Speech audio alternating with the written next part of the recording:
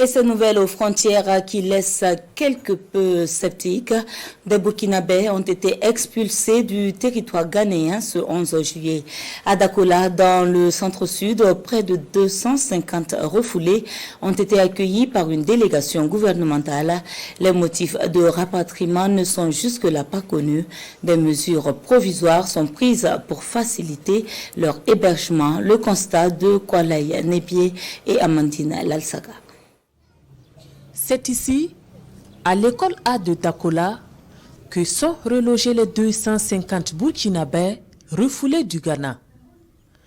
Ce sont 35 hommes, 85 femmes et 130 enfants. Parmi les enfants, certains sont séparés de leurs parents. Ils sont arrivés là dans la nuit du mardi à mercredi. Nous n'avons rien compris.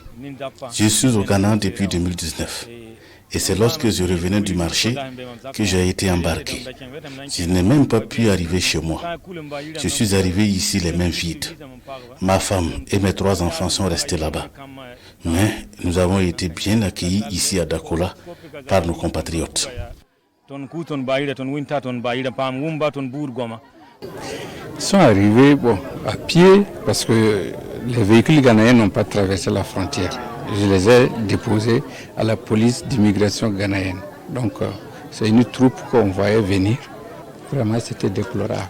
Une délégation gouvernementale conduite par la ministre chargée de l'action humanitaire, Nandi Somé Diallo, est venue leur exprimer la compassion du gouvernement et les réconforter. Hier dans la nuit, nous avions reçu une alerte faisant état du rapatriement de certains de nos compatriotes par la partie ghanéenne et qui ont été reçus dans 3 régions différentes.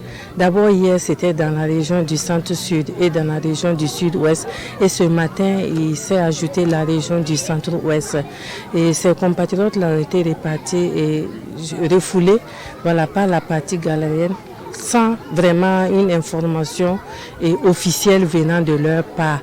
Jusque-là, le motif de leur rapatriement n'est pas connu, déplore la délégation gouvernementale. À travers notre ministère des Affaires étrangères, nous avions touché la partie ghanéenne pour avoir des informations précises par rapport à ce rapatriement.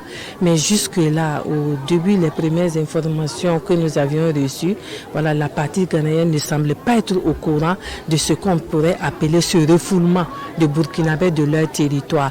Mais au fur et à mesure, les informations se précisent que nous sommes en train de recouper. Mais d'ores et déjà, étant entendu que ces personnes ont été refoulées sans même leur permettre de prendre leurs biens et nous sommes en train dans la dynamique de permettre qu'une délégation du côté du Burkina puisse se déplacer pour pouvoir rapatrier également les biens laissés derrière eux.